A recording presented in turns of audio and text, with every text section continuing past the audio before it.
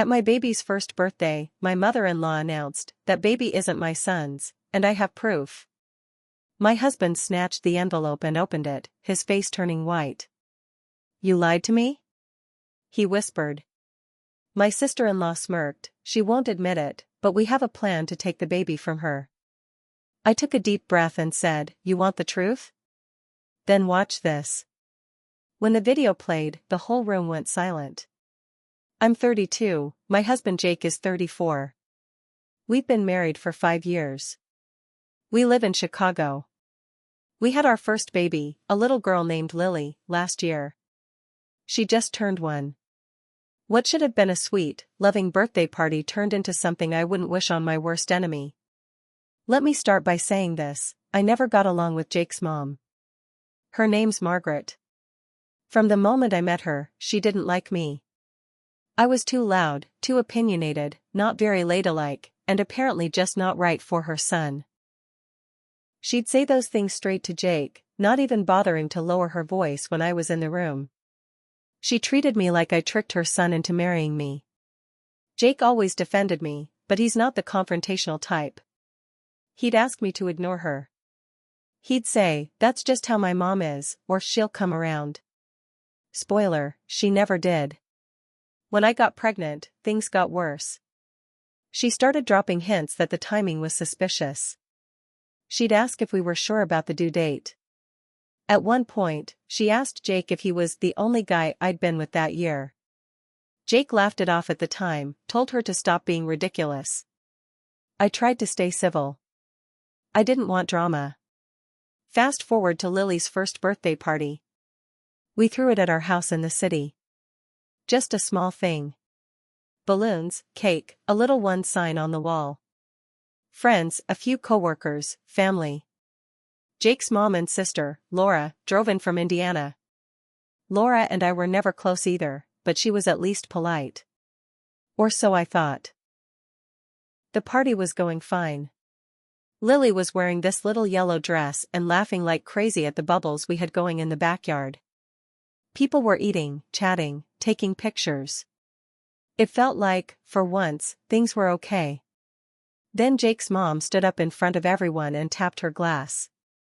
It was like a movie. Everyone stopped talking. She held up this white envelope and looked straight at Jake. She said, loud and clear, "That baby isn't my son's. And I have proof." The room went completely silent. I froze. Jake looked confused. People started whispering. Margaret handed the envelope to Jake, who opened it right there. His face turned pale. He read something, then looked up at me, eyes wide. "You lied to me?" he said. It wasn't loud, but it felt like it echoed through the whole house. I couldn't speak. I was shaking. I looked around and saw Laura smirking. Like she'd been waiting for this moment. She walked over to Margaret and said, with this smug little voice, "She won't admit it. But we have a plan to take the baby from her." Let me pause here. Yes, I know how that sounds. Crazy. Insane. Evil. I couldn't believe what I was hearing either. I felt my heart pounding out of my chest. I knew what was in that envelope, but I also knew they weren't going to stop. This was never about Lily. This was about them hating me, trying to destroy me, and now they were dragging my daughter into it.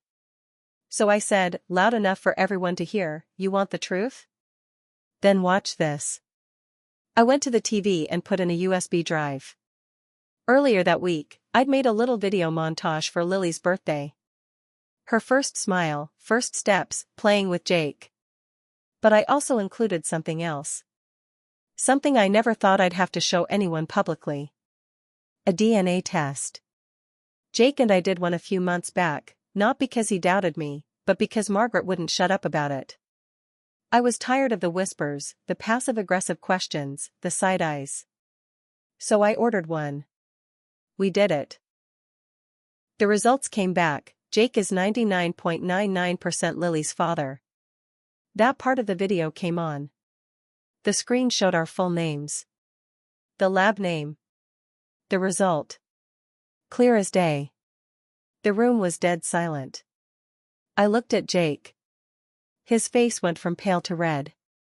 He looked like he was about to explode, but not at me. At them. I looked over at Margaret. She didn't even blink. Her mouth was tight, her arms crossed. Like the proof didn't matter. Laura's smile faded, though. She looked nervous for the first time.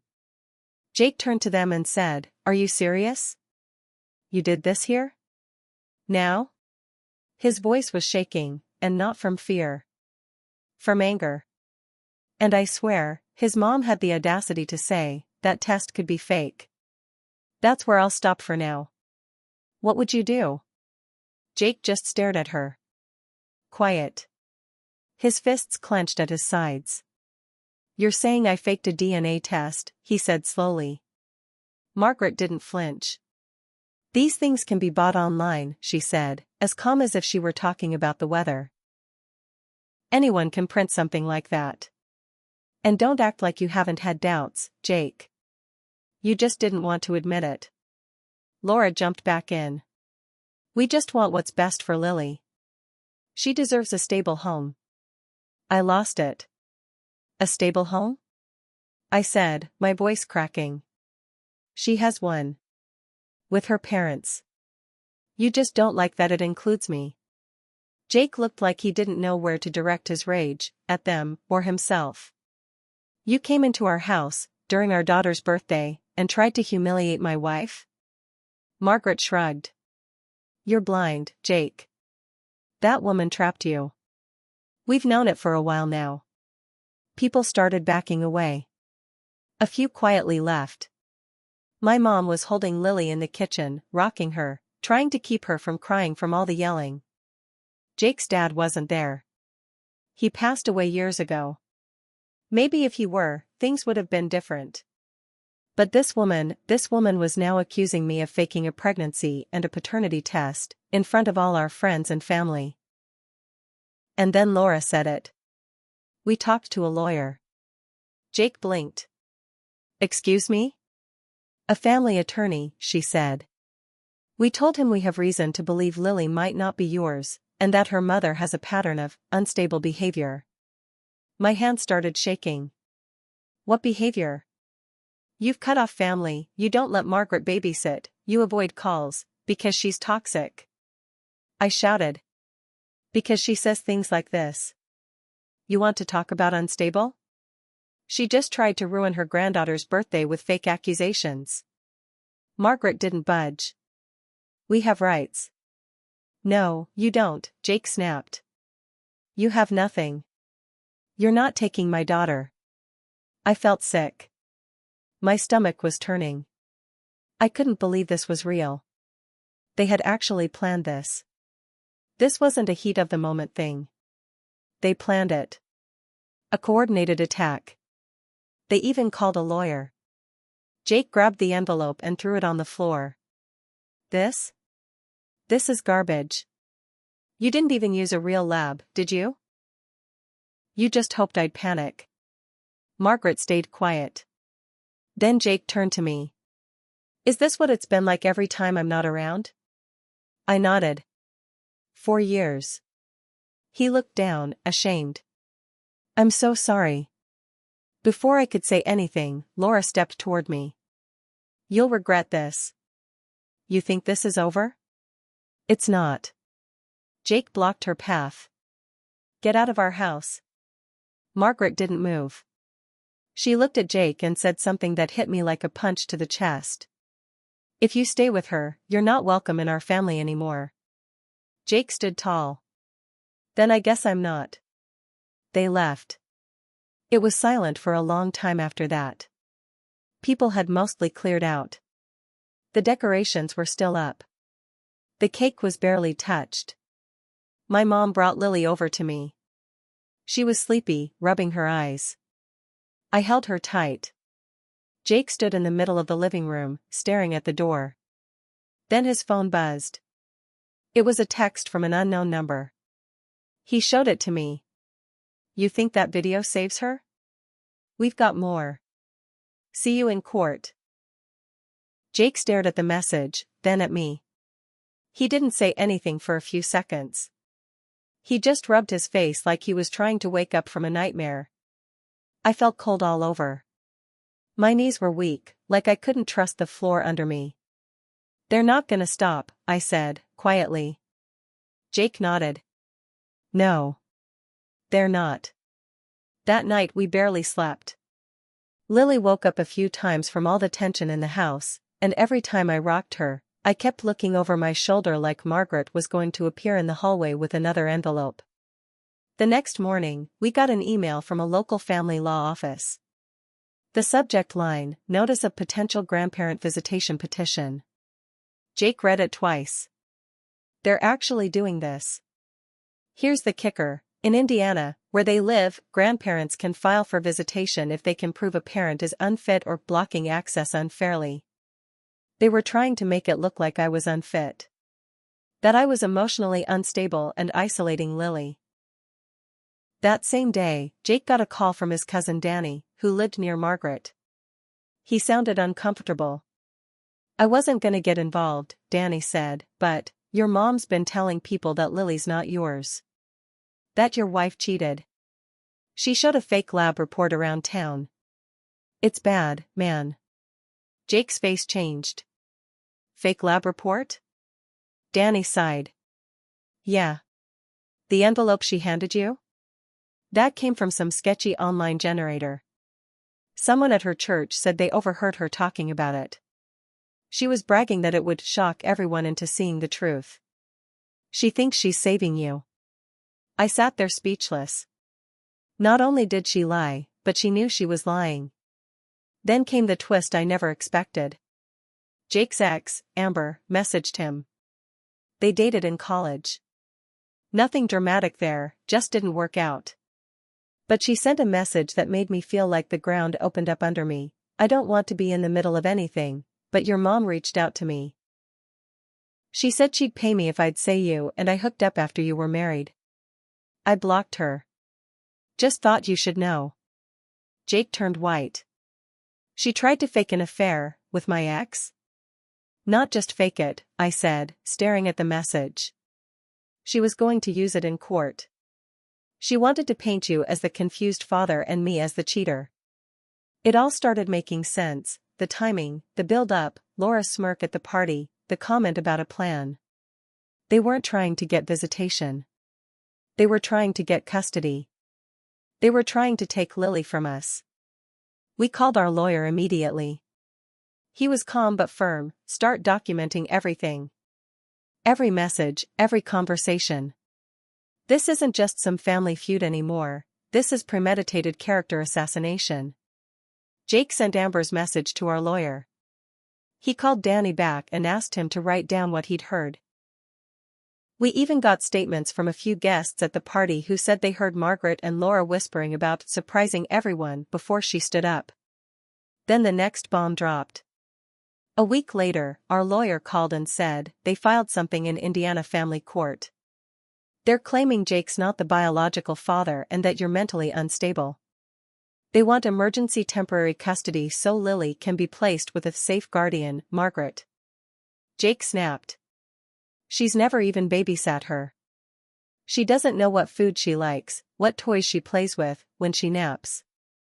She doesn't know anything about our daughter. But the court didn't care about feelings. They wanted documentation. Proof. And thankfully, we had it. The real DNA test. The video from the party. The texts.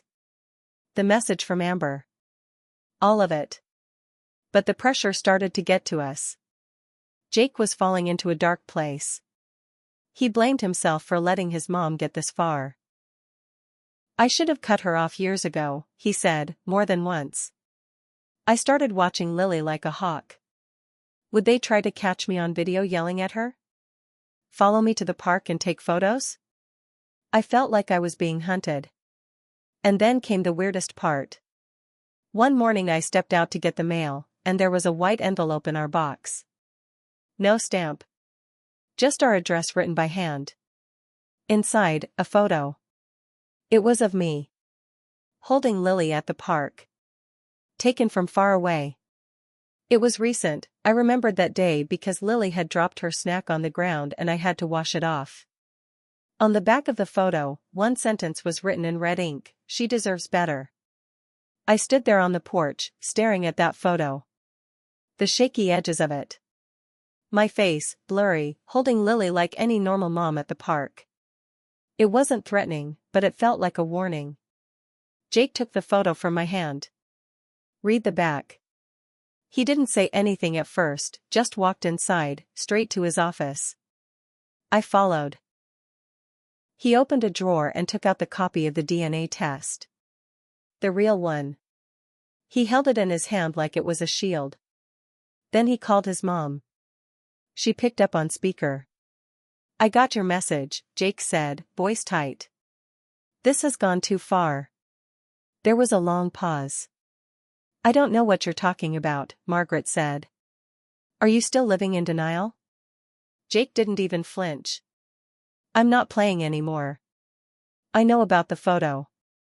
I know about Amber. I know everything. You tried to ruin my life and take my daughter." Still no response. Just breathing. "I'm coming there," he said. "This ends today." 2 days later, we drove to Margaret's house in Indiana. We brought our lawyer. He insisted. Said we needed a witness.